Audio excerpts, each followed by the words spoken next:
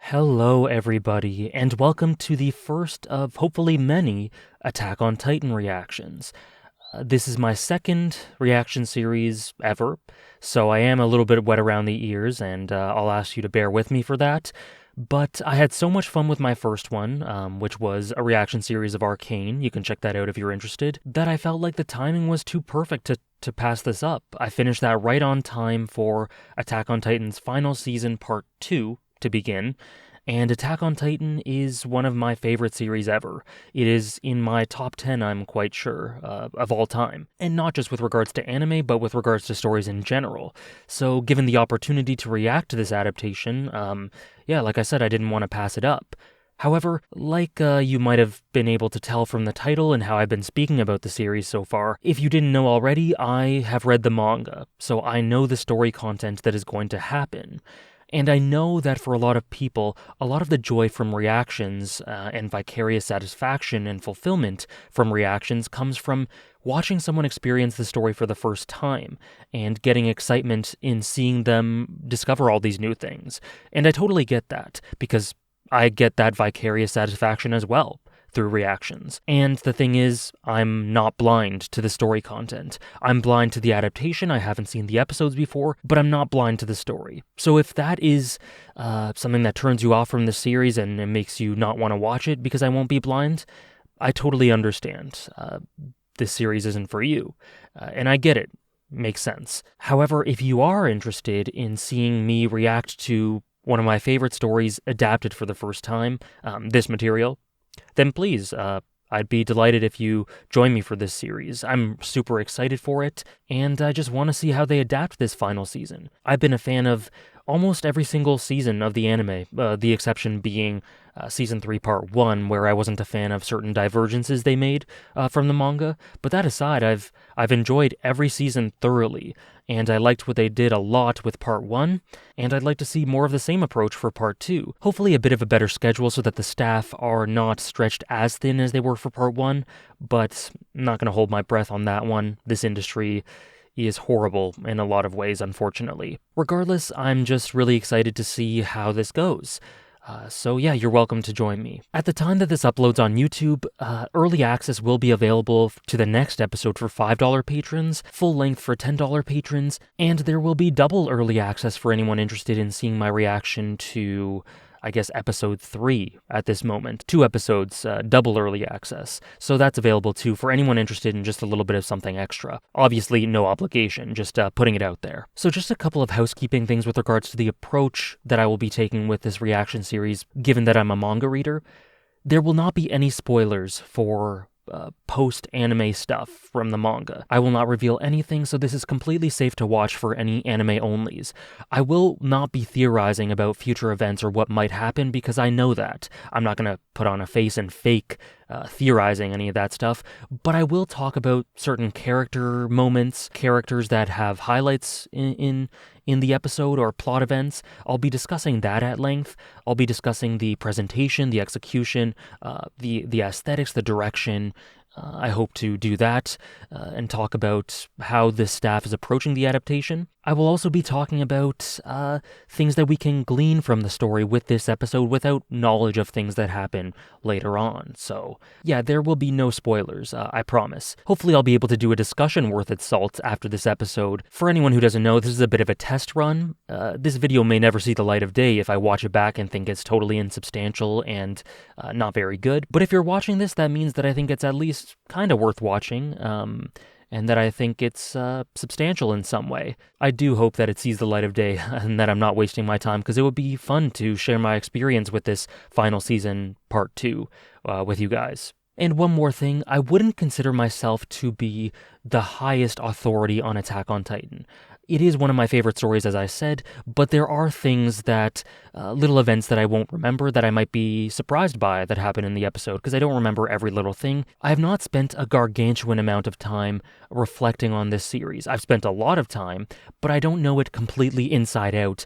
There are people I follow on Twitter and YouTube and things like that who know the series better than I do. So just to let you know, things will slip past me, I'm sure. I might make mistakes here and there because I'm not the foremost expert. I would consider myself to be someone intimately familiar with it, and I do think I have a good grasp of it, but not a completely thorough 100% grasp of everything. So just keep that in mind. I will make mistakes, some things may slip past me, I might forget details, and things like that. With all that said, I think that's everything I wanted to talk about. So let's just jump right into episode 1, which I guess would be season 4, episode 17 of Attack on Titan's final season, part 2.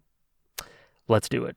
So it seems like on the day that will no doubt be the most important in 2022 in terms of anime, Crunchyroll decided not to prep their servers for the first episode of the new season of this worldwide phenomenon.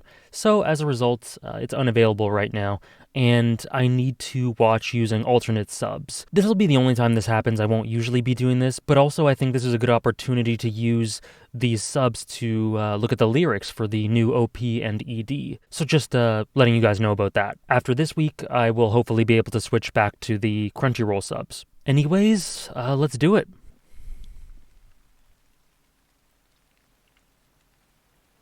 So we're starting here. Great illustration. And ambient sound design with the river and the raindrops. 頭に一発撃ち込んでおきましょう。死んでるよ。至近距離から雷槍の爆発を受けたんだ。外傷以上に内臓がズタズタになって即死だ。見せてください。俺も脈くらい測れる。Locke is 見せてください。 not too trustworthy or trusting. ブロック！消えている。死んだのか。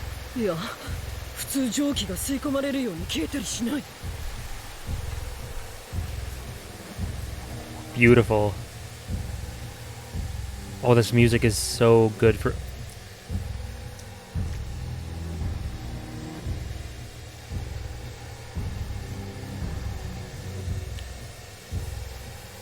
I don't think I've heard this song before, but it is very fitting for this moment.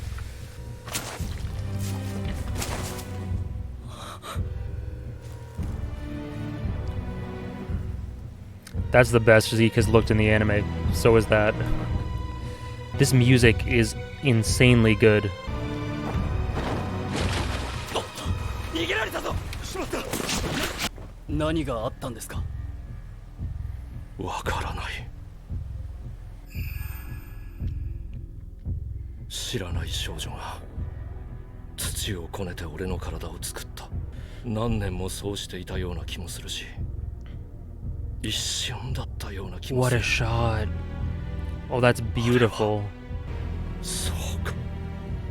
あれが道なのか。行こう。俺たちはただ進むだけだよな。エレン。I got chills twice during this. Okay, new OP. Oh, interesting. Nice shot. That's like the sort of apocalyptic approach. I never wanted to be the king.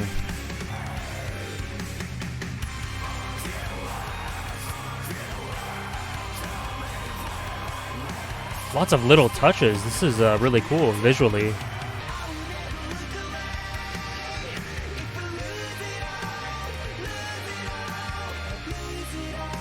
The knife when he saved Mikasa. Oh, that is really cool.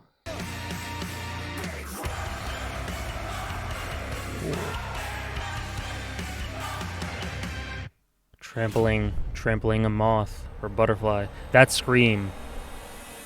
I really like that scream. That's a great image.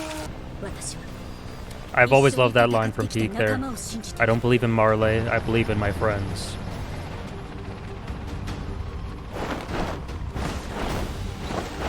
Ooh, that's very dynamic. Ooh, really cool. I love these shots of the parachuting. How the sun glared in front of the camera as they came out.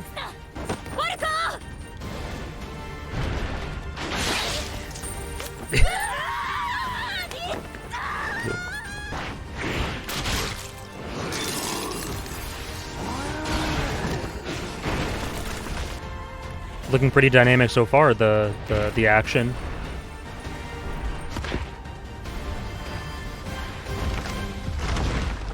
Nice. 聞こえますか？巨人の体から出てきてください。 Nah.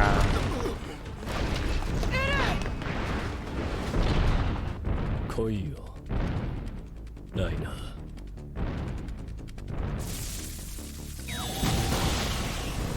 お前なんだろう。どうして？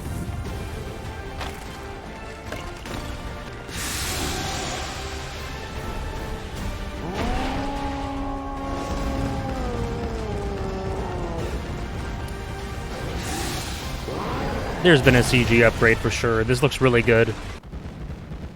Even with the Card Titan, it's just offbeat enough to seem immersive and natural. The movements.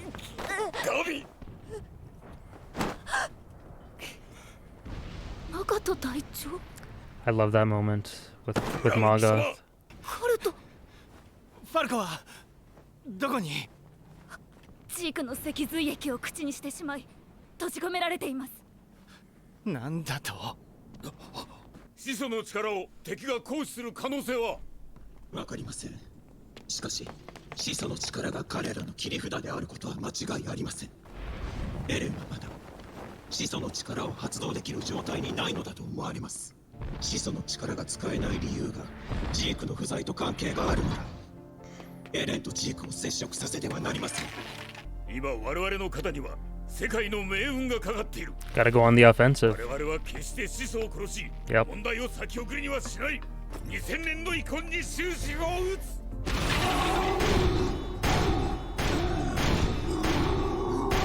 This really does seem to be a step up in terms of the CGI.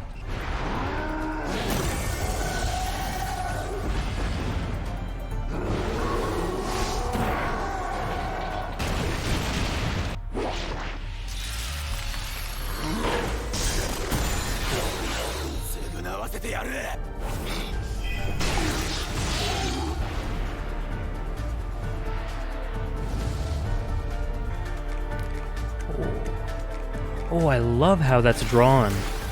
Some amazing illustrations already, just in the first half of this episode or so.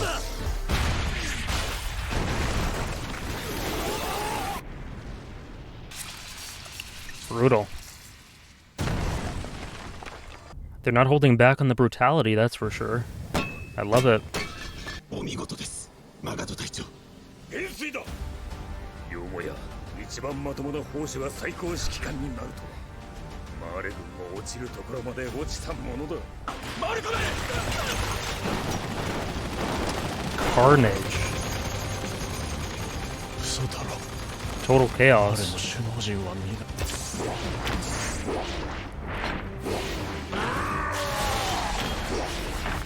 They did something interesting with that shot. I have to watch that again.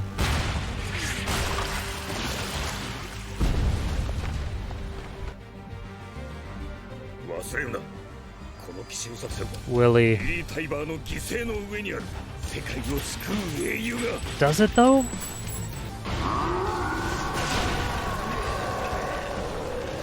れ以上誰も苦しめなくていい。これ以上苦しまなくていい。 You don't need to suffer anymore. Who can understand Aaron's plight in this moment better than Reiner? They've always been linked in that way. 手を貸してくれ。みんなでエレンを援護するんだ。先んじゃねえさ。裏切り者のくせに。すまない。だがイラに逆らえば頭を吹っ飛ばされるだけだ。 Right about that. お前は俺たちに優しくしておいて。 Great art. 裏じゃワインでパラディ島を乗っ取る計画だったんだろうが。 Oh my gosh. 裏切られるのは飽きてんだぜ俺は。何 Fantastic illustration and voice acting for him there. もう飽きたんだよクソが。話を聞こうよ。 You can totally understand why he reacts in this way. And that was beautifully presented. 本当に知らなかったんだ。ワインのことや安楽死計画なんて他の義勇兵と同じように。本当だと思うぞ。俺たちはパラディ島を発展させて一緒にマーレを倒してほしかった。それはこの島に未来があると信じていたからやれたんだ。子供は未来だ。安楽死計画が実現してしまったら俺たちがやってきたことは何になるんだ。君はこう言った。ユミルの民を含め人々は皆求められたから存在す I る。 love that view of the world that he introduced in episode 9. まるでジークの思想に And it is the direct opposite of Zeke's ideology. さあ立っておにゃんこぽん。地ならしの威力をだと、I like how they did ど that. うしたい？エレンを助けたいの？助けたい。でもそれはきっとエレンが言ったようにこれは自分の意志じゃない。エレンの考えた嘘だと思う。なんで嘘だと思うの？エルディア人が子供を作れなくなることをエレンが望んでるって。 Something I love about this is how each character has a different 確か view に奴らしくないとは思ったが、ありえないことだとまでは。ありえないだろ。 of what they think Eren would do じゃあなんで or what he is doing in this ジークがエレンに situation. 逆らわないんだよ。逆らわなくていいからだ Yeah. ろ。最終的に始祖の力をどう使うかはエレン He 次第 has だ。 all the agency. エレンはイエレナに話を持ちかけられた時 All four of these そうする characters しかなかった。 have a different 断れば outlook, イエレナは different どん things な they're 手段を使った grappling か with. わからない。地ならしてこの島を守ることができる。 Great illustrations this entire episode. Very sharp.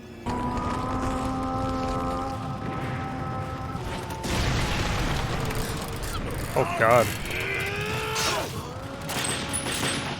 Like absolute carnage again. Oh, that felt like literally 10 minutes. Oh, okay, ending.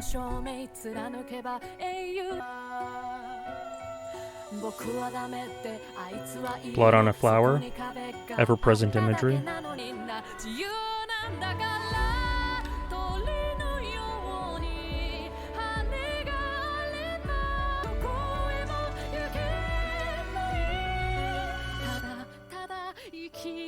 Oh, it's amazing.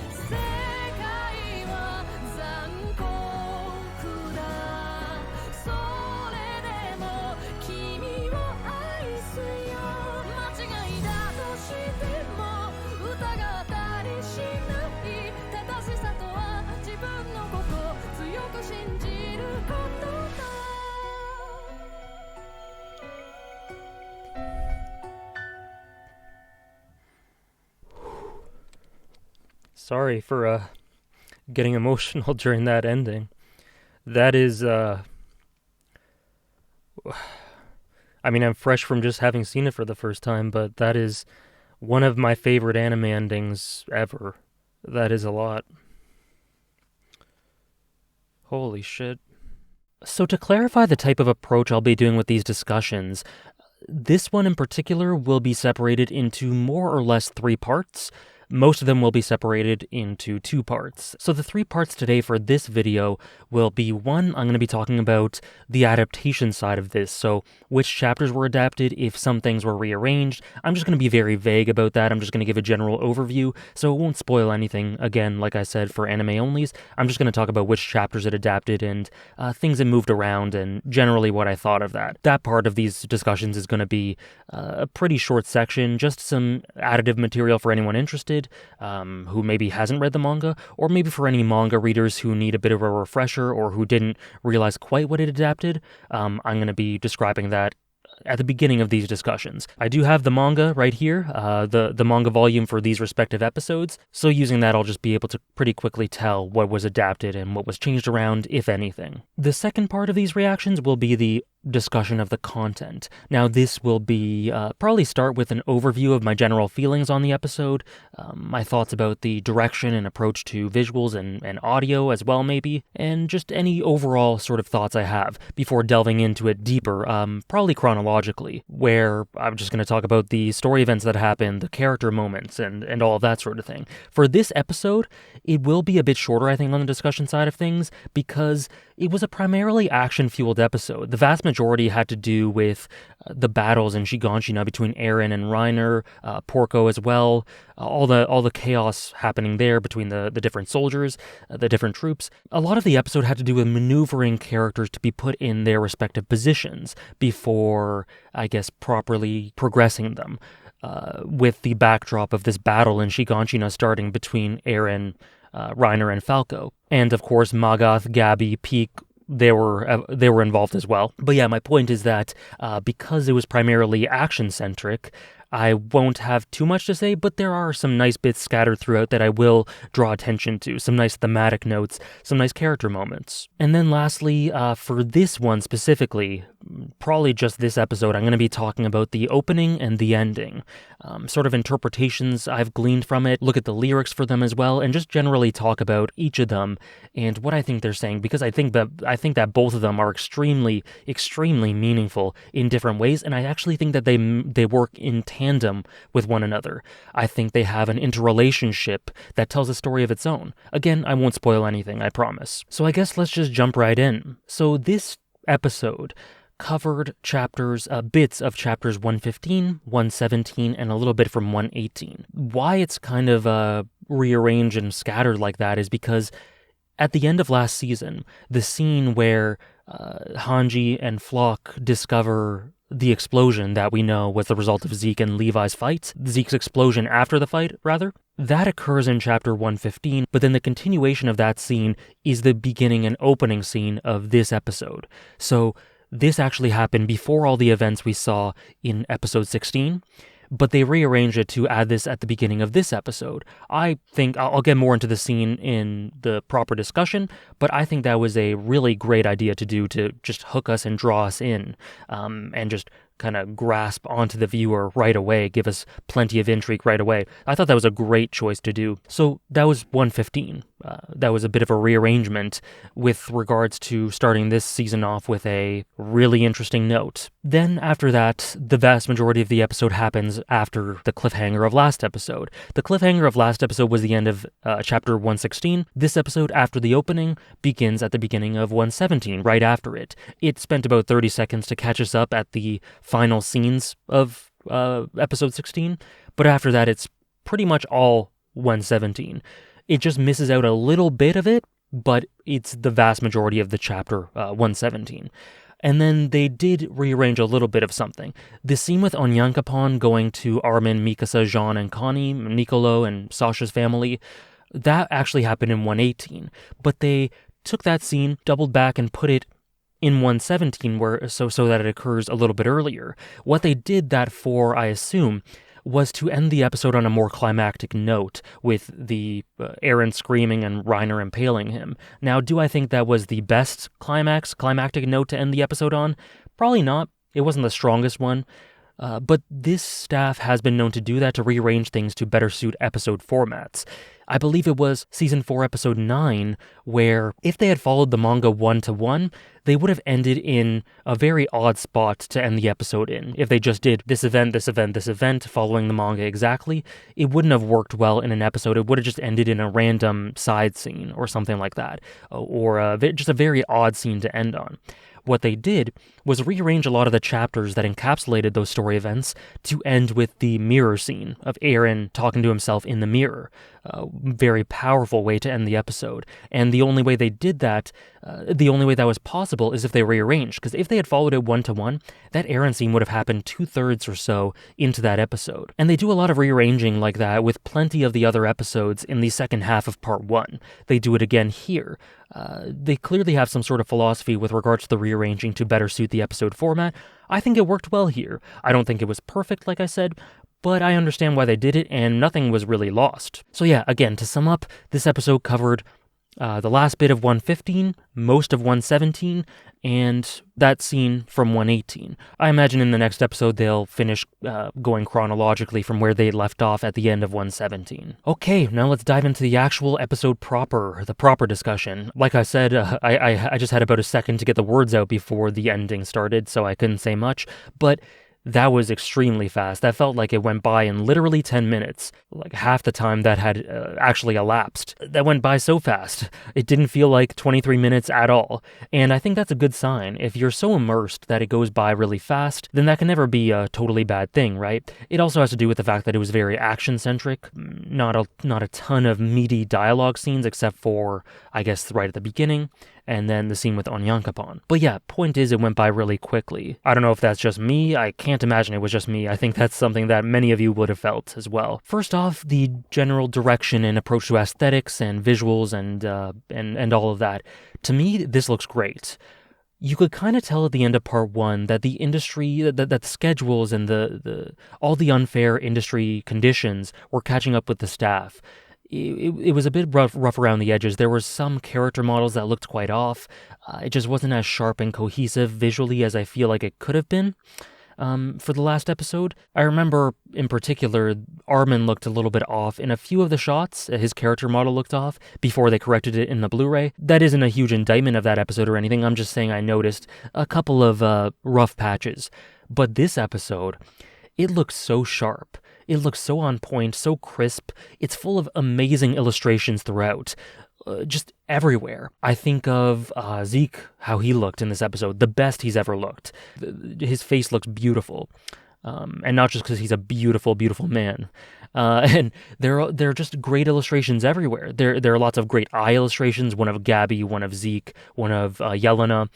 Twitter aesthetic accounts are going to have a field day with those. Some nice illustrations of facial expressions for Jean, Connie, Mikasa. Nothing masterful or something completely out of this world, but I was just really glad that they all look sharp, they all look very expressive and detailed and on point.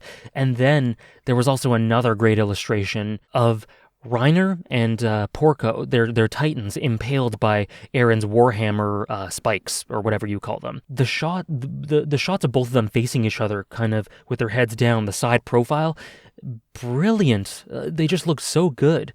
Lots of complexity in these illustrations, but they look very impactful, very brutal. There's lots of gore, and especially with Reiner, you can see all of his muscle fibers and everything. It just looks great. Both of those shots were great encapsulations of the approach to illustrations this episode.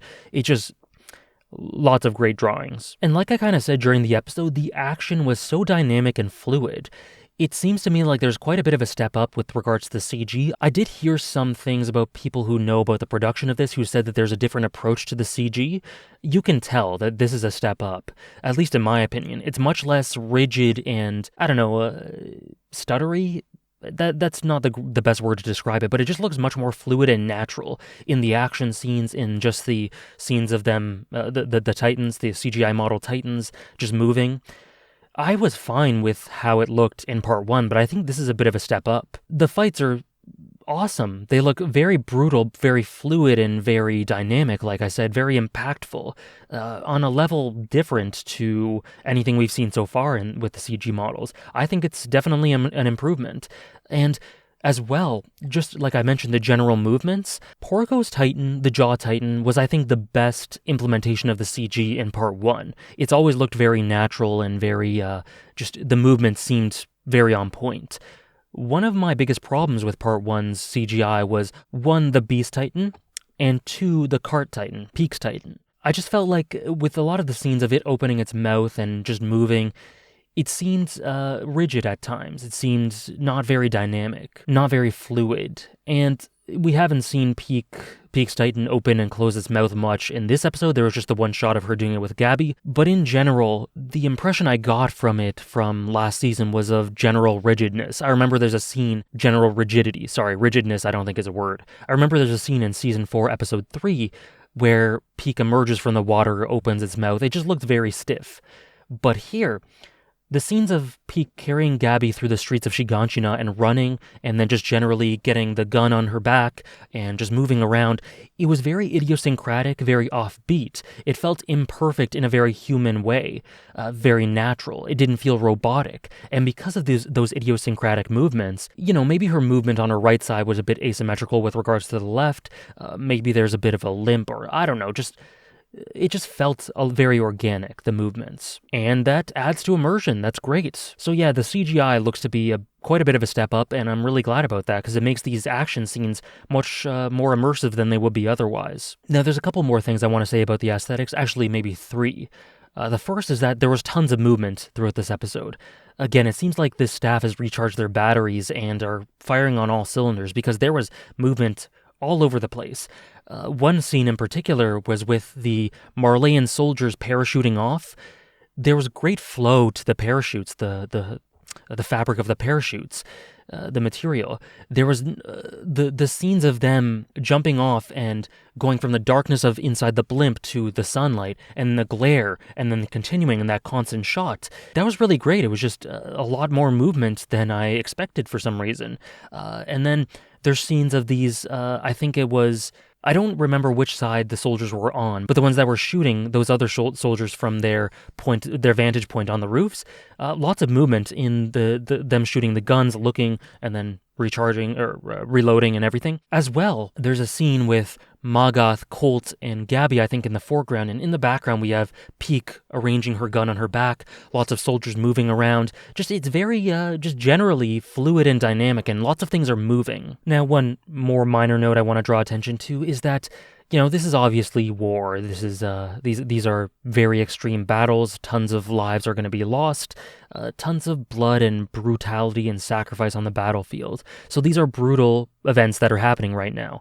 And this episode did not pull any punches in regards to the brutality. There's a great shot of just blood just gushing from Aaron's head wound after being shot by Peak and Magath. And there's, like I mentioned before, the illustration of Reiner's facial wound.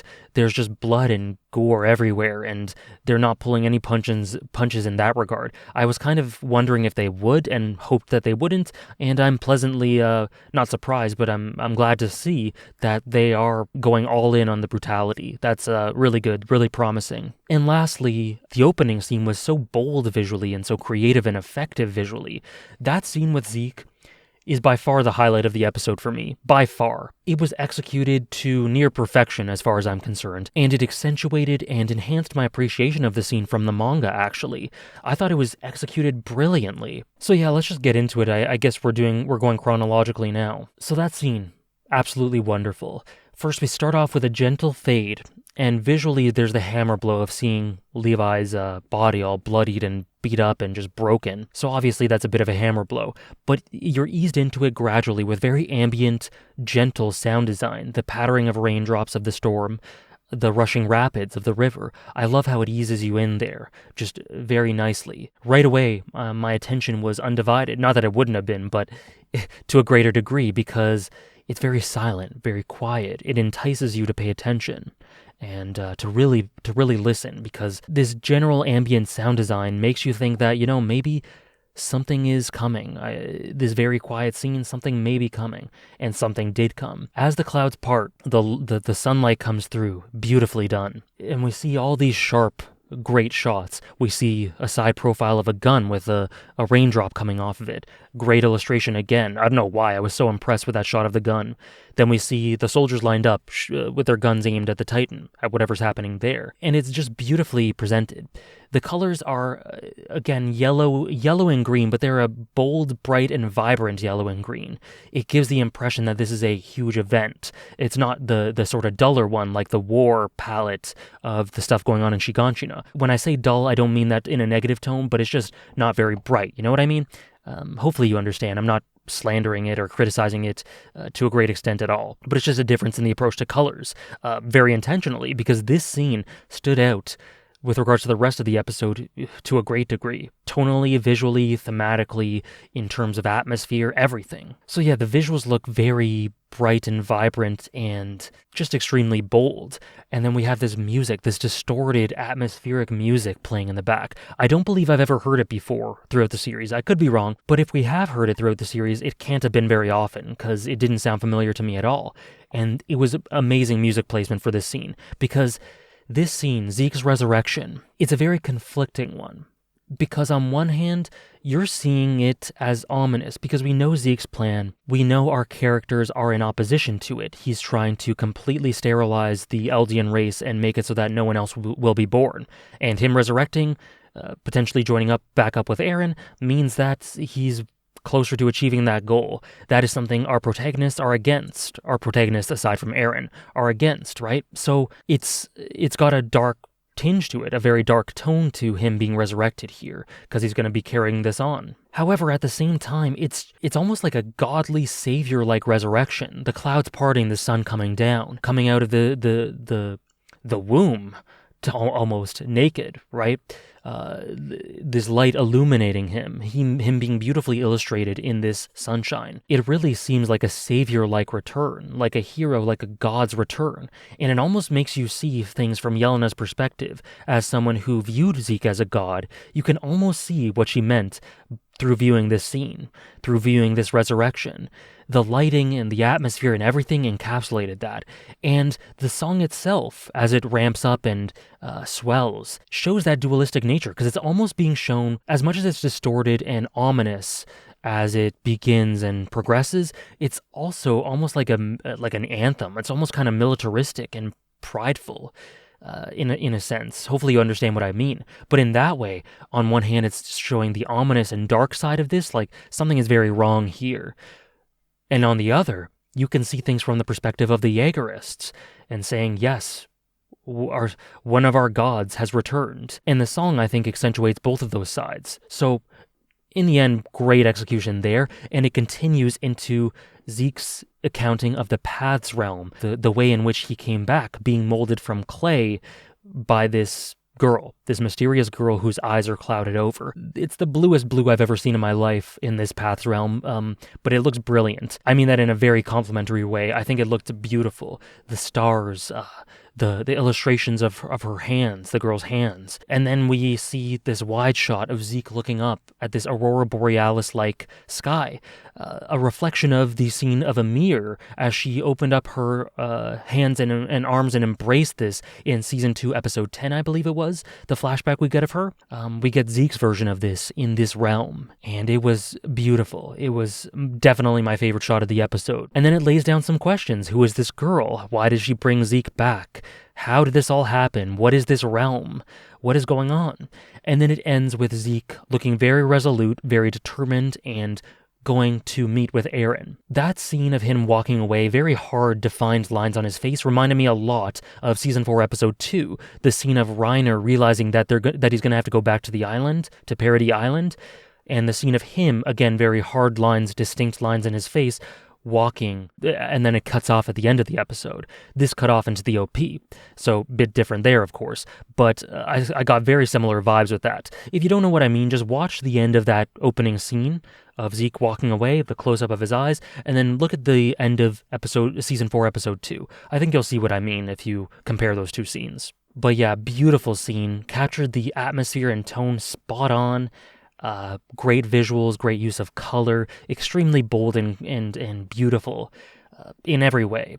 Very ethereal, and a great hook for this episode and for this whole new season. Then we have the OP. We get into the fight, not too much to say, until we get to a great moment with Magath. Magath, I think, is one of the most slept-on characters in the series. I love Magath. He's obviously perpetuating this unsavory warrior culture in Marley. He doesn't do anything to stop it, and he perpetuates it by being this militaristic leader that raises these warriors to their doom, to be these child soldiers and die in 13 years after they take the serum, in the very best case scenario. So obviously he's not a patron saint, and he's not a totally amazing guy, a paragon of virtue or anything. But at the same time, from the beginning, there's been hints that he is very hesitant about his role. He's not totally congruent with it with regards to his ideals. We see in Episode 2 of Season 4 how he wants to let the warriors celebrate. or the other cart on the train celebrate. We see in episode 1 how he listens to Gabby's advice and, brings himself down to her level and humbles himself a little bit and accommodates her idea. We see in the midst of the Liberio raid how much he cares for Falco and Gabby and that he's how glad he is that they're not hurt. When he sees them for the first time after this whole skirmish and this whole huge-scale conflict and all this death, his first words are you okay? And once he realizes they're safe, he tries to get them to safety.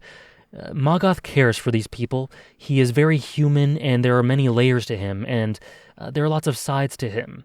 And at heart, he's someone who's very compassionate and caring, even if some of the actions he carries out are no good at all and perpetuate this awful cycle. And why I'm talking about him is because he has a great moment where he embraces Gabby here. Very heartfelt, very touching, I thought, because how long has it been since he saw her? Who knows if he thought he would ever see her again? Oh, and one more thing to sort of break up these character moments that I'm talking about. But one more thing to talk about the visuals is that I kind of did a double take during this one scene of Porco swinging through the air because something really interesting happened and I couldn't really clock it. I couldn't really tell what was going on. It seems that Porco, who had been impaled earlier by the spikes, they're showing him swinging around and he goes behind the camera. And then he comes through the camera. And the way we see that is through his hole, the hole that he got impaled through in his chest. And then it continues. Really creative way to do that. I mean, it's a blink and you'll miss it moment, and they really didn't have to do that, but it just adds another bit of artistic appreciation for the dynamism in this episode. Really cool. So the next character moment I want to talk about has to do with the Eren and Reiner fight. As they're fighting, Reiner is getting the upper hand. I think this might be when he has Eren pinned down, and he's saying, Eren, this is enough. This is an inner monologue. This is enough. No one has to suffer more. You don't have to suffer anymore. Reiner and Eren are very much mirror reflections of each other. And I'm going to talk about the thematic implications of this on a grand scale in a few minutes. But there are lots of parallels in their experiences, in the type of person they've been raised to be, in the expectations hoisted upon their shoulders. They understand each other better than anyone else in the world understands them when it comes to these specific duties. I think Armin and Mikasa perhaps overall understand Eren the best, maybe. But when it comes to the burden and the suffering that Eren seems to be experiencing in carrying out these acts, no one can relate to him more than Reiner. Reiner knows exactly what he's going through. Reiner can relate to him and all of his suffering and everything because he himself experienced that. These two are kindred spirits in many ways. They are fated rivals. They are just inseparable and they understand each other so well. And Reiner knows this. Reiner, who felt completely alone in the beginning of the Marley arc, or throughout the Marley arc, had no one to confide in, was overburdened by all these sins so much that he wanted to kill himself, and the only reason that he didn't was to ensure that Falco and Gabby and these kids that he cares for, that he can care for them and that they can live a happy life and stay safe. That's the only reason he didn't kill himself, because the guilt, the burden, the pain and suffering was so much. He felt so alone. And who was the person to completely understand everything he was going through and sort of verbalize it to him? Eren, during the declaration of war. He completely understood his pain. He almost validated the things he did as you had no other choice. I understand you. We are the same, If you were doing it to save the world, then who can blame you? Ironic that the one person who really understood him was the one who brought such misery upon his hometown afterwards. But nonetheless, the fact remains that Eren does understand Reiner. Eren understands him better than anyone can. And Eren verbalized that. He's very empathetic in his talks with Reiner during the Declaration of War episode. And Reiner realized that. So this is kind of his response to that. Eren says in the Declaration of War, I understand you, I get you, I don't blame you. This is just how it has to be. I just have to do this. I have to keep moving forward. And Reiner, through this inner monologue, is saying to Eren, you don't have to do this anymore. I understand you. I get it. I know you're suffering through whatever you're doing, whatever your plan is. Just be at rest. Just be at rest. And so I think it's beautiful that Reiner sort of reciprocates that understanding in both the empathetic understanding of his perspective and the way that he causes harm to him. Very reflective of what Eren did back in Marley. So I just wanted to draw attention to that line, you don't have to suffer anymore. It's very meaningful and shows Reiner's great sense of empathy and perspective and That's just who he is in a nutshell at this point in time. He has learned, he's grown, he's matured, and he's become this person with this broader sense of awareness. And now all he wants to do is protect the things he cares about. But that doesn't mean that he doesn't look at Eren with sympathetic eyes in a certain way. And then I want to draw your attention to something that Magath said. He said, we are doing this on the back of Willy Tyburn's sacrifice during the declaration of war. And I love the callback to Willy. Willy's a great minor character. I think he's awesome.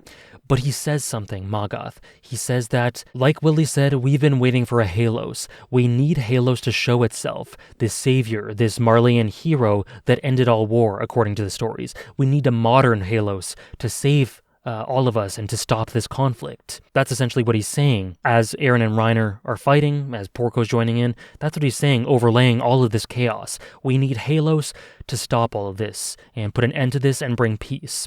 But you saw me during the episode, me saying, do we really need a Halos? Halos to me has always been this ironic concept. It's never been genuine. Halos has been a story that has been perpetuated for years upon years, told to Marleyan children, honorary Marleyan prospective warriors. It's been championed and glorified to be this Halos figure.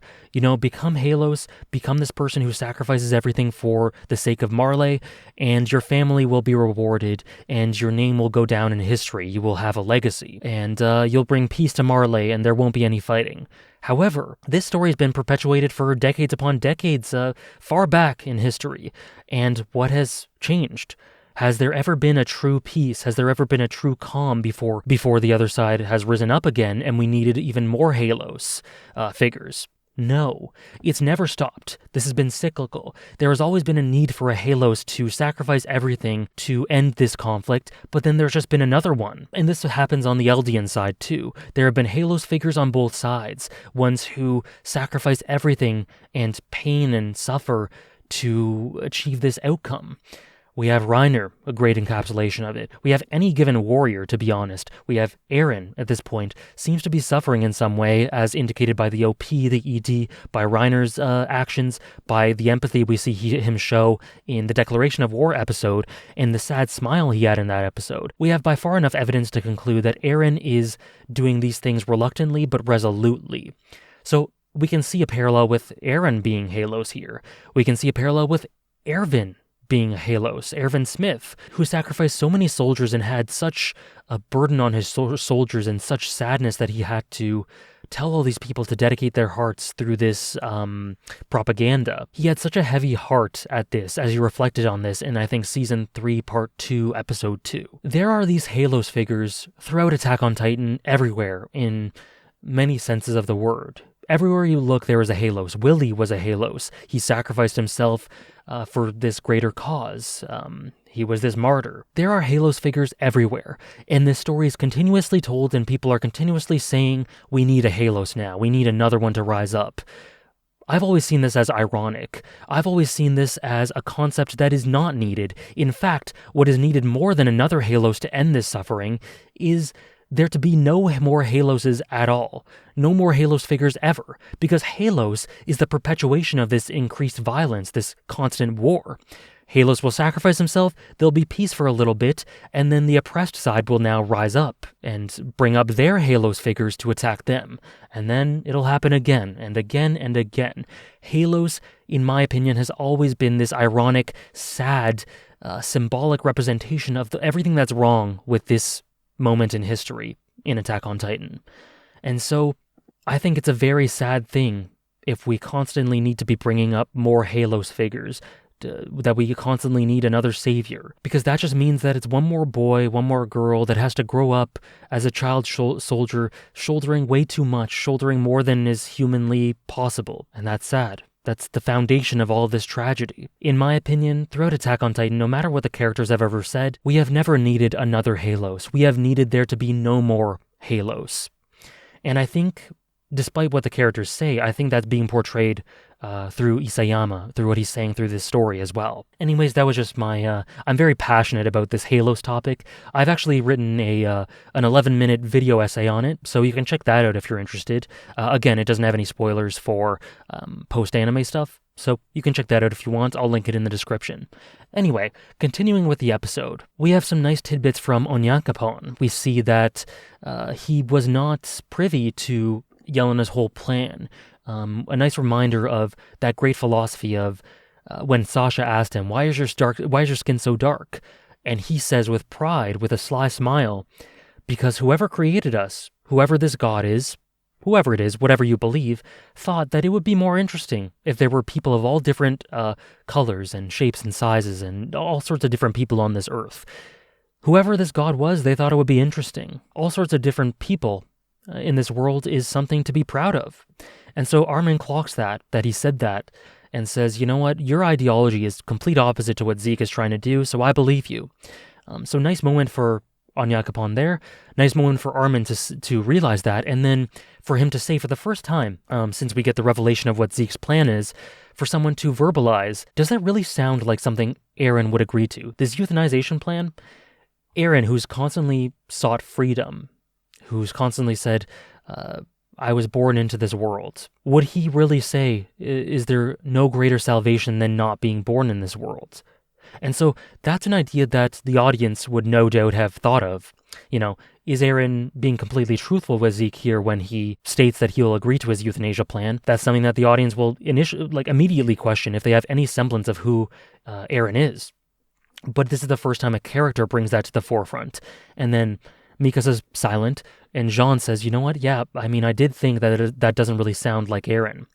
And what I love about this is all four of these different characters who have led similar lives but very different lives at the same time have completely different outlooks on this. Armin is, as is characteristic of Armin since the very beginning, a big part of the reason that Levi wanted to keep him around. His idealistic outlook, that desire to see the sea and not see it as false and just dream for more, just to be a dreamer. That idealistic outlook, true to who he is, he hopes for Eren to be fooling these people. And there's logic behind it. Even in the face of there seeming to be evidence that he's going with Zeke, there's logic and enough hope for Armin to believe that Eren is not doing this. Mikasa is grappling with the idea, you know, I don't believe that Eren would do this either, but am I being controlled by him, etc. Armin says he doesn't believe it, that Eren was lying about the Ackerman slave curse. That's up in the air. And then on the other hand, Jean is kind of in between. He wants to believe in Eren. He wants to believe that he would never do this, and there is evidence that he acknowledges that he will not go along with Zeke's plan, but just like any audience member at this moment in time, it's hard to really tell with 100% certainty, right? So he finds it hard to completely buy into hope. And then speaking of hope, Connie's reaction here is to me the most powerful. Out of these four, it's pretty clear that Connie is arguably, not even arguably in my opinion, but the least significant character. And so that's why this moment was great for him. It was powerful in the manga, but the voice acting and the great illustration of the tears in his eyes, the rage on his face, really was sold. He's been betrayed his entire young life since he joined the Scouts, from Reiner and Bertolt, who he was in total disbelief that they had betrayed him at first, that they had betrayed them. A very distinct scene in there is him seeing the Armored and Colossal Titans, and him going, where are Reiner and Bertolt? We need to make sure they're safe or that they know about this. So that was an indication of his, I guess, a little bit of naivete, tragic naivete, of his unwillingness to buy into these people betraying him. Before that, there was also, of course, Annie, that he would have no doubt felt betrayal about. Then we have Eren, completely in his eyes betraying him, and now Onyankopon. He has just been betrayed by people he thought he was close to his entire life, betrayal after betrayal after betrayal. And as much as he wants to trust these people that he has connections to, it's just so hard for him to do so because that opens up the potential for deep, deep pain. You can see in his eyes him reaching out and wanting to believe that Eren has ulterior motives that are not connected to Zeke, that he cares for them still, that he's not going to do these horrible things. But it's just so hard to want to buy into that because he's been burned so much. He doesn't want to be burned again because building up hope for that just leaves you in a vulnerable position emotionally. He's experienced so much pain, and people react to these things differently. Armin, his life has taught him to hold on to hope and to embrace that hope and not worry too much about the prospect of being burned at this moment in time and believe in Eren. Jean is kind of in between, and then Connie is just, he can't find it within himself to outright accept this. He needs to deny these sorts of things, and he has so much rage at all these betrayals. It's just very human, very realistic that all these people react in different ways, and I thought it was a great moment for Connie. Very weighty, very sympathetic moment for him. Your heart really goes out to him. And so that, I think, concludes all I have to say about the discussion. Some nice character bits that I talked about at a pretty great length, I think, longer than I thought I would. And nice action, nice presentation. I think I talked about everything I wanted to talk about with regards to the episode. So let's now move into the OP and the ED, both of which I think were absolutely amazing in lots of different ways with tons of different layers and lots of symbolism. And I think they represented two different things, but at the same time converge and have a very similar sort of aim if looked at in tandem. In my opinion, the ending was nearly perfect. It brought me to tears, as you could tell in my reaction of it. At least if you watched the full length, you could have been able to tell. So that was near perfect, immediately one of my favorite anime endings. So I like it better than the OP, but I think the OP is great too. So let's get into the OP to start. So with regards to the opening, just on a general level, what I got from this was it being an encapsulation of controlled chaos and carnage. This is done primarily through a lot of the visuals and the explosions and the fights and all of that, and also through the song. Now, the song kind of threw me for a loop at first, but I think it's very, very effective and very fitting for what this OP seems to be trying to do. What I got from this is it's primarily Eren-centric, of course. I think that's pretty clear. But what I got from it was we see flashes of all these other characters. We see the scouts from an early age. We see the warriors from an early age and where they are now. We see Pieck, Reiner, Porco. In the window, we see Ymir reflected from Porco. Very nice detail. We saw actually something to do with Bertolt. We saw Annie as well. We saw Mikasa, Armin, Hanji, a glimpse of Levi as well, I think. So we see all these characters just in flashes and glimpses.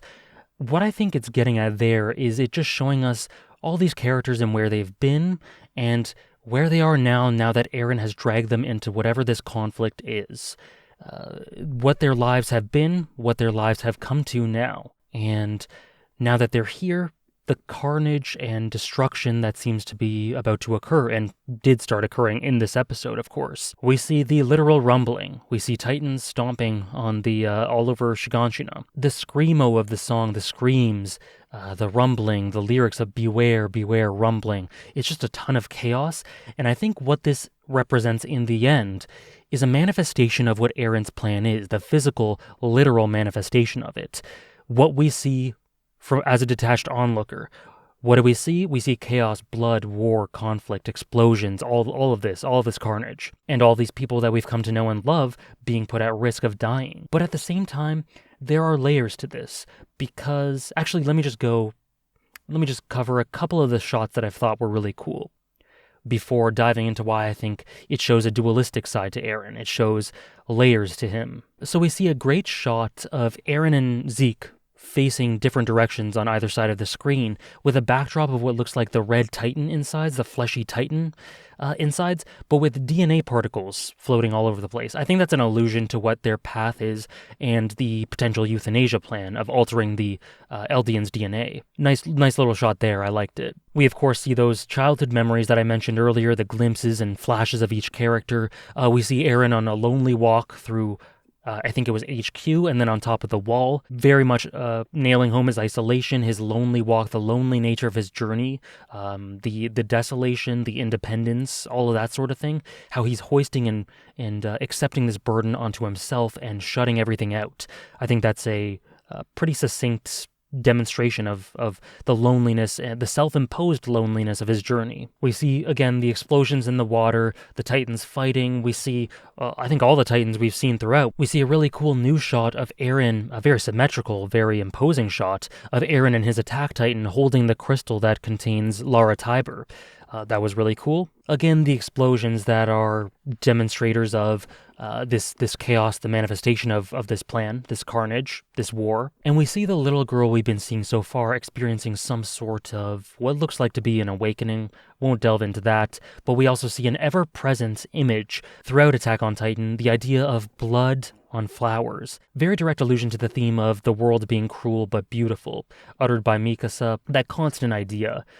There are beautiful things in this world, there are very devastating and cruel things in this world, and a lot of the motivation of these characters is to find the beauty within the cruelty, and fight to be able to find gratification and fulfillment in that beauty, and to have a beautiful life, to reach that false horizon, to reach past that false horizon to this true horizon of beauty. And then I want to skip a bit to the last shot. We have a colossal titan stepping on like a moth or a butterfly. That is another allusion to the cruel but beautiful theme. It's distinct visual imagery that we see throughout, at least twice, that I'm thinking of, and kind of a third time that's in a bit more abstract way. First one I'm thinking of is Annie's female titan crushing Petra. Another one I'm thinking of is Annie as a kid crushing that grasshopper under her foot. And another thing I'm thinking of is Season 1, Episode 6, where Mikasa has that flashback of that sort of epiphany of seeing that you have to fight to survive and you can't live without fighting, integrating that with the cruel but beautiful theme. She says she has always seen this survival of the fittest thing. She just sort of turned her eyes away from it. Predators eating prey, that sort of thing. So it reminds me of that as well. And the idea I get is kind of cohesive with the idea of Halos. There are all sorts of people in this story who do these seemingly cruel, very awful things that there's no coming back from, that are unforgivable in many sorts of ways. And they do these things for any given reason. And what has to happen for them to achieve what their heart's desire is, the cruelty of this world, is that to live in a way that you see fit and that you want to live in a way that is humane, you have to sacrifice these things. You have to trample on things that other people may love. But that's just how this world is. That's just how you have to do things to execute these plans and live in a way that you find gratifying. Not even in an overpowering way, in an oppressive way, just to live a life of worth. A lot of times these people have to trample on things. We see it with Annie. She had to do that. We see it with the Warriors. Again, all these Halos figures, I'm not going to go over that again, but it's integrated with that Halos idea. And we see it with the Colossal Titans from this potential rumbling stepping on the moth. We see it with Eren, potentially. Now that we've got to Eren, in relation to him, a couple of things I want to go back on in this OP and talk about is, one, there's a great shot of him looking at this horizon, his hair in a ponytail, and then we get a close-up of him. There's a black flash, and then he reverts to Child Eren. We see Child Eren looking at this horizon, smiling. And then we see another blink, and you'll miss it, little scene. There's a scene superimposed on top of Eren's head, his face. A scene of him taking the knife and stabbing Mikasa's attackers all that time ago when he was a kid. A show of his monstrous side. And so again, we see this dualism, kind of. This joy that he sees at this horizon. We can assume, I think, that he's looking at this false horizon, this idea of whatever he views as freedom, as being free of these walls, because he's smiling, right? Why else would he be smiling if not achieving this goal that he's wanted his entire life, that he's wanted as a kid? It's a very pure, childish goal, but the thing with purity is that it manifests in both dark and light ways. The dark side here is his monstrous need to achieve that freedom, as illustrated when he was that young kid and showed his monstrous side through brutalizing those attackers that Mikasa saw.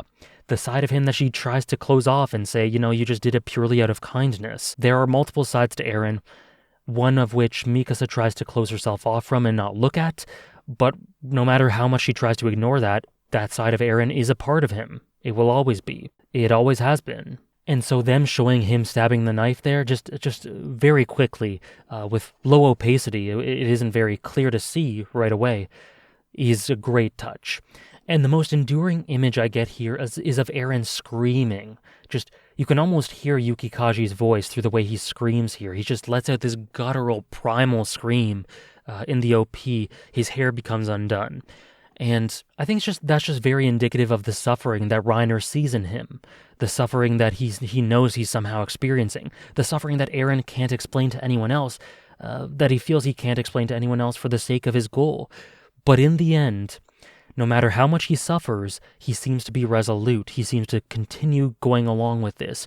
But this image of him screaming here, so powerful, shows how deeply this suffering goes and how much of an impact it has on him. He's clearly hurting in some sort of way. And as the series goes on, maybe we'll see how and why. I'm just looking through the lyrics now. A very indicative line that alludes to this, again, him not wanting to do these things, but feeling that he needs to.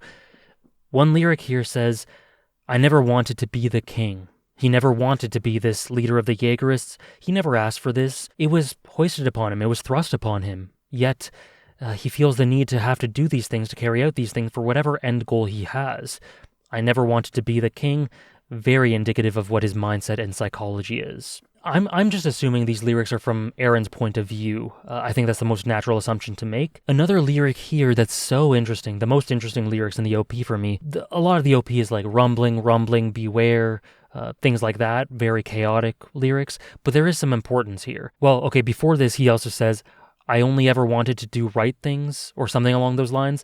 I mean, the translation's a bit off, a bit odd, but he only ever had good intentions is what that's essentially saying.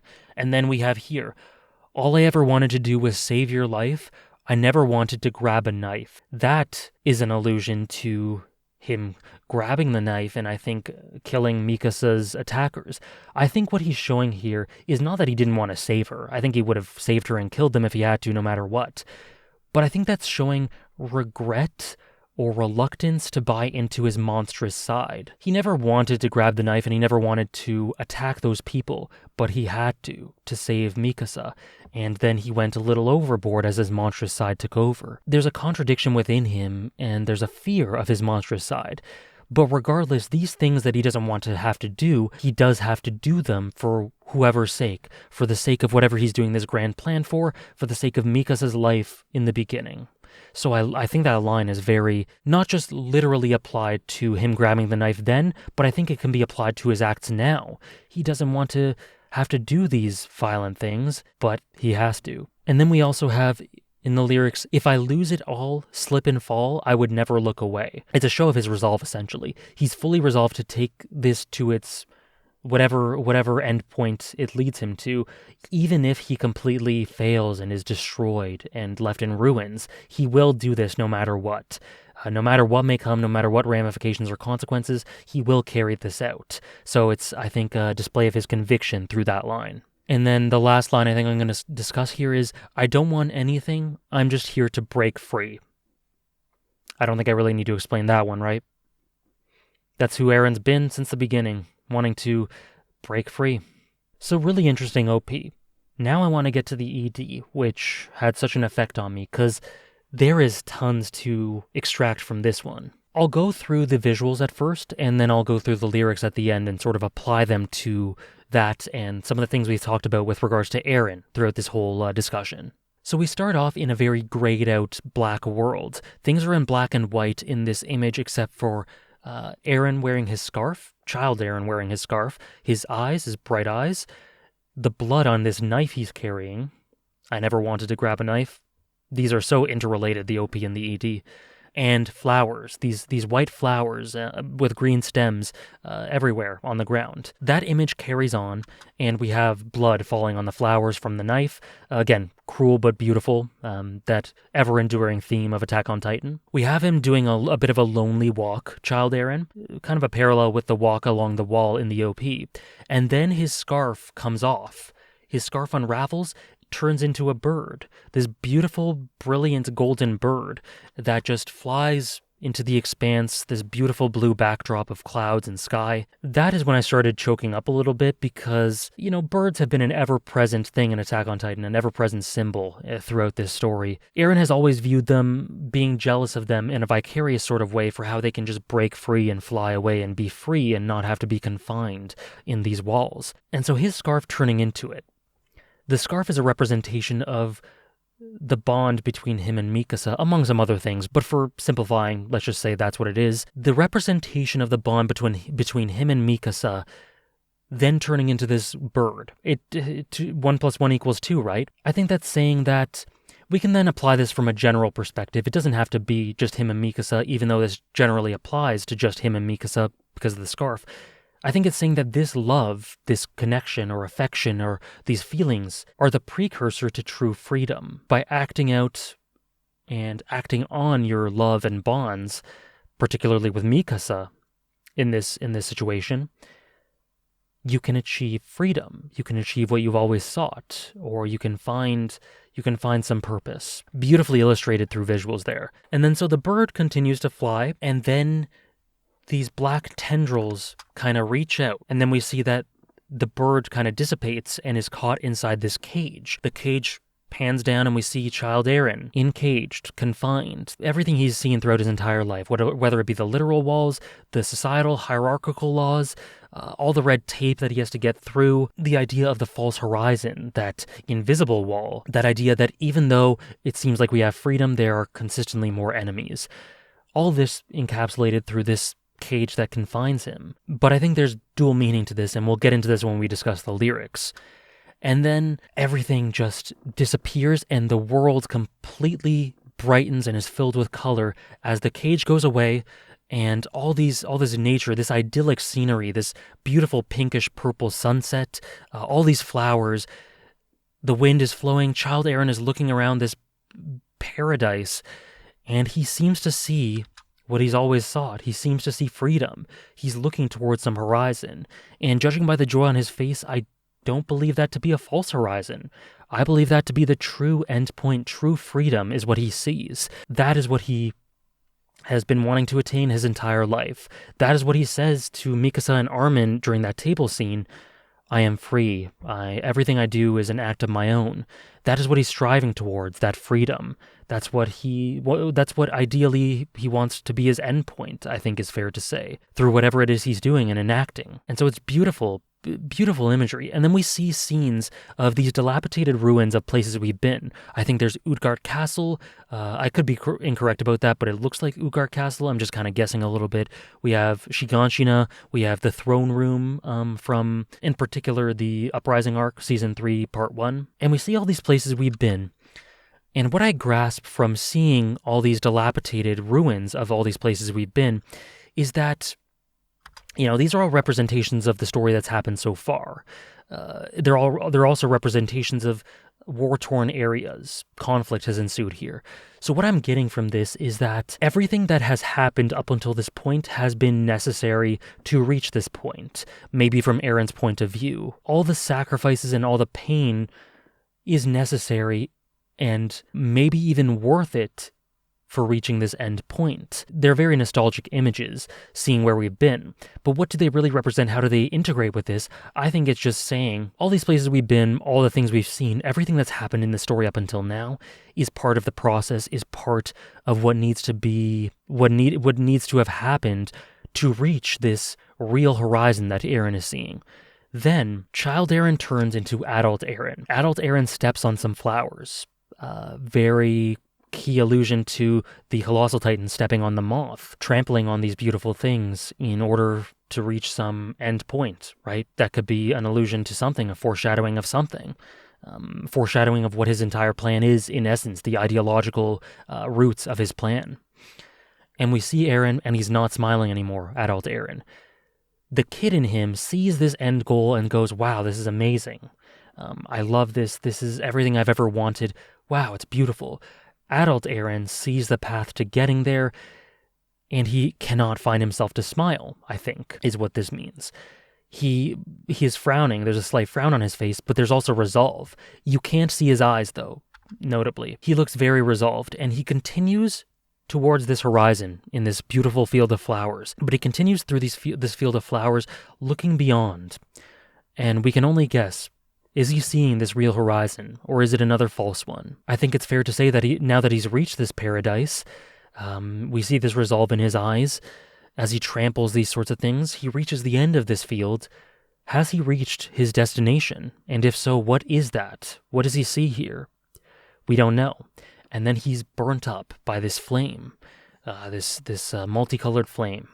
And what that immediately reminds me of is this line from Keith Shadis that he said internally to Grisha about his son. Keith Shadis said, his life, his being Eren's, his life is like a blazing fire, and I'm sure that fire will burn him to ashes outside the walls. I have nothing to add to that. That is an illustration of self-destruction right there, predicted by Shadis. So many things you can grasp from here. And again, I'm not using any info, post-anime info. This is all things we've gotten from the story so far. So much to say with so little in this ED, and then the music is beautiful, the visuals are beautiful, they all coalesce in an emotional package. It's so much. So let me just go through the lyrics now. It starts with, the bullets I fire carry justice upon them. Justice is capitalized. And then it says, another mark hit, another badge of heroism. This reads to me as something very ironic. On one hand, it's saying the bullets I shoot carry justice upon them. Another hit, another badge of heroism. I think that's saying the end result will be worth all the suffering that is going on right now. The sort of concept we've been talking about so far. But it also, I think, a badge of heroism, justice. Attack on Titan doesn't speak in those sorts of ways, right? Especially not with a lot of the gray morality it deals with. When have there ever been very direct proclamations of justice and heroism that have not been looked at ironically, right? It's a very gray story. And so I think using the terms of heroism and justice is very ironic, because if this is being said from Eren's point of view, he's hating what he's doing. Heroism, justice. This has to be done. It's, in his eyes, it's justified, but he hates it. As I close its eyes, my fingers run over it, this devil's warm body so much like my own. I think that's an allusion to, again, the we are all the same. No matter who we have all experienced the same thing. We're all born into this world. We're all forms of life, and we're all the same, basically. It's showing his empathetic side, his understanding of his broader understanding and awareness of all of this. And it's talking about this devil's warm body so much like my own. There's two things you can glean from that. Firstly, the idea that, Eldians may have thought of Marleyans at this point in time as devils, or vice versa, but everyone's really the same. So again, transcending those labels and that discrimination sort of thing. But also, this devil's body is like my own. I think he's equating himself to a devil for having done these awful deeds. What makes them so much better than me?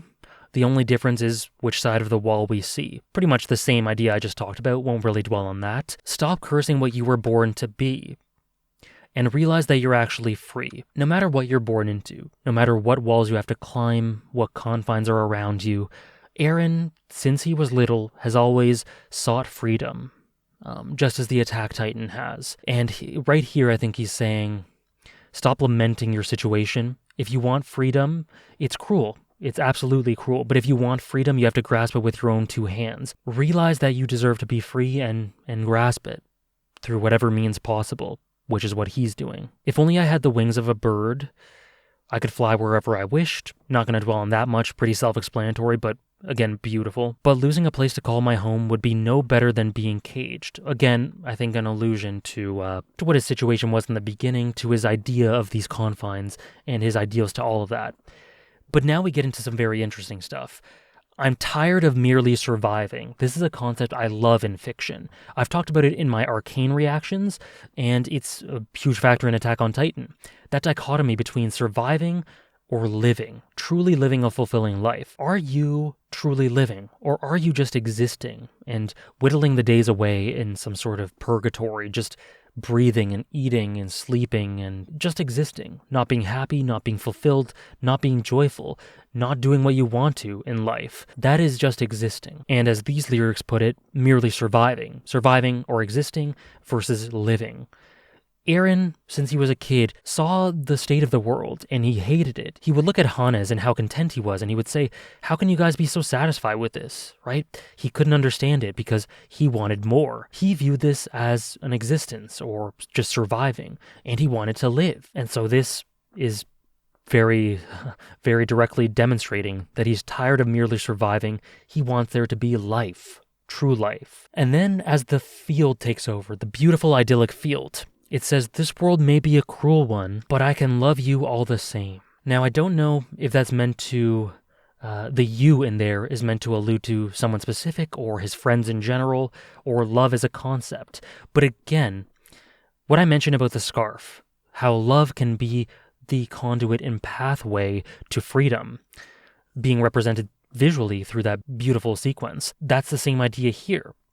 The world may be a cruel one, but I can love you all the same. And those lyrics happen right as the beautiful, idyllic landscape, the scenery, the paradise overtakes the cage. And so that idea states that the world may be cruel, but it's also beautiful and I can love. I think what that's saying is that it's all about viewpoint. The world can be cruel, but within that cruel world, by viewing the beautiful things, the things you love, you can find this sort of paradise and this sort of freedom. By enacting, by doing acts of love, you can find this freedom. That's what I'm getting from it. No matter what I must sacrifice, I will protect you all the same. Who is the you here? Even if in the end it all falls apart, never will I doubt my convictions. Again, very clear demonstrator of his conviction. No matter how much it all falls apart, this was said in the OP too, no matter how much things go to waste, go to shit, whatever, he will never doubt his convictions. He will stay resolved, as we see adult Eren trampling on those flowers and walking towards this horizon, walking towards his goal. To be righteous means to hold in your heart ironclad faith in yourself. And now the use of the word righteous is a bit ham-fisted. I think that might be a bit ironic as well, because Eren may view what he's doing as justified for whatever end goal he wants to reach, but he clearly is suffering, right? We see this in the OP, we see this through what he says in the Declaration of War, we see this through what Reiner sees in him. He's clearly suffering, he doesn't want to be doing these things. We see this through the lyrics in the OP and ED. So if he doesn't want to be doing these things, he clearly knows that it's not a good thing to be doing. And so why would he call that righteous, right? Maybe that's a bit of a mistranslation, or again, maybe it's an ironic wink at the idea of righteousness in war-torn times, right? That could be it as well. And then that's it. Those are the end of the lyrics. That's about all I have to say in terms of, dissecting this ED. And now I want to talk just very quickly about how they interrelate with one another, the OP and the ED. From my point of view, the ending is an encapsulation of Eren's internal journey. Eren's spiritual journey, his emotional journey, what he sees, what he wants to see. This paradise is his ideal endpoint, and he visualizes it internally. The cage he sees, he never sees literal cages throughout his life, he visualizes these things internally, and he wants to transcend from that. And so that endpoint, that horizon that is not false, is where he wants to get to. This beautiful land. No matter what comes, no matter what may happen, he wants to reach this, and he wants to protect these people he loves, and he wants to display his love through these acts. And then at the end of it, he burns away. So essentially what I'm saying is that this ending is a demonstrator of Eren's internal feelings towards what he's doing. How he feels, what he thinks, what he wants to see, what he sees, what he's trying to transcend from. All of those internal feelings he has demonstrated visually through this ending. Now, the opening is the physical manifestation of his internal journey. The ending are the things he sees, and the things he feels, and the emotions, and the spirit and soul of what he wants to do. The OP is the literal ugly stuff. All the people he loves caught up in this. All the explosions, the fights, the blood, the war, and the chaos and carnage. That is the physical manifestation of what his emotional endpoint will lead to. That is everything, all the destruction that will happen in his wake. And so they have a relationship here, right? In showing what Eren feels and what will result as a byproduct of his feelings in the physical world. And that's what I see from this. I'll probably think about some more things to grasp from this opening and ending and their relationships and the lyrics, but that's all I got right now. Hopefully you enjoyed listening to me ramble on about these sorts of things. And yeah, please feel free to share your interpretations, because I think these are very interpretive and artistic and poetic openings and endings in very different ways. Lots of meaning you can get from them in very different ways. So please feel free to share what you think as well. And yeah, I think this comes to the end of the reaction. I think that's about everything I wanted to say. This was a long one because I did talk about the ED and OP. I can't imagine that that future ones will be quite as long. because I won't be discussing them unless something happens in the story that I can then bring back and allude back to either the opening or ending. But aside from that, I won't be talking about them much more, other than a couple side notes here and there. So yeah, this was a long one, but I don't expect all of them to be this long. But we'll see, who knows. I'm bad at estimating these things. Anyways, I hope you enjoyed this. I hope you enjoyed this despite it being a non-blind reaction, only blind to the episode itself and not the story content.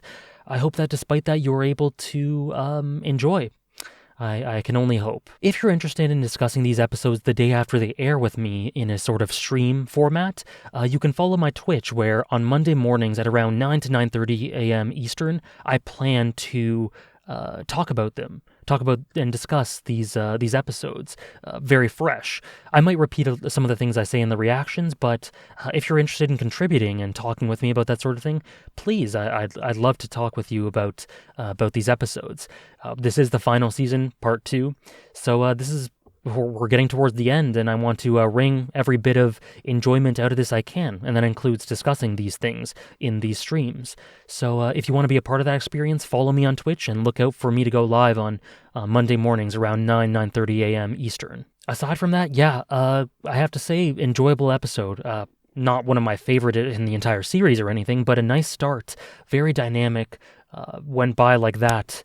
And some nice character bits sprinkled out throughout. That opening scene was masterful, and I enjoyed it a lot. I think that's about it. Many thanks for watching again, and hopefully I'll see you in the next episode.